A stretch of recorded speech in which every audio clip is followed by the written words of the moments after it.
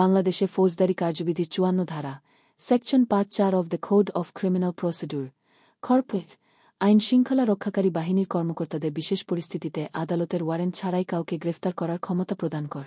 এই ধারা বিভিন্ন সমালোচনার মুখে পড়েছে, কারণ এটি কখনো কখনো অপব্যবহৃত হয়েছে বলে অভিযোগ করা হয়েছে। ৫৪ ধারা মূল বিষয়বস্তু। ফৌজদারি কার্যবিধির ৫৪ ধারা অনুযায়ী পুলিশ কিছু নির্দিষ্ট পরিস্থিতিতে একজন ব্যক্তিকে গ্রেফতার করতে পারে, যেমন ১. যদি ব্যক্তি অপরাধ করেছে বা করার চেষ্টা করছে বা করবে বলে বিশ্বাসযোগ্য তথ্য থাক। ২. যদি ব্যক্তির কাছে অবৈধভাবে অস্ত্র বা চুরি করা সম্পত্তি পাওয়া যায়। ৩. যদি ব্যক্তি কোনো ধরনের অপরাধ সংঘটনের প্রস্তুতি নিচ্ছে বলে বিশ্বাস করার কারণ থাক। ৪. যদি ব্যক্তি কোনো আইন দ্বারা দণ্ডনীয় অপরাধ সংঘটিত করে থাকে। ৫. যদি ব্যক্তি এমন কোনো স্থানে পাওয়া যায় যেখানে একটি অপরাধ সংঘটিত হয়েছে বা সন্দেহ করা হচ্ছে। সমালোচনা এবং সংস্কার। ৫৪ ধারা সম্পর্কে বিভিন্ন সময়ে সমালোচনা হয়েছে। অনেকেই মনে করেন এই ধারা ব্যক্তির মৌলিক অধিকার ক্ষুণ্ণ করতে ব্যবহৃত হতে পারে।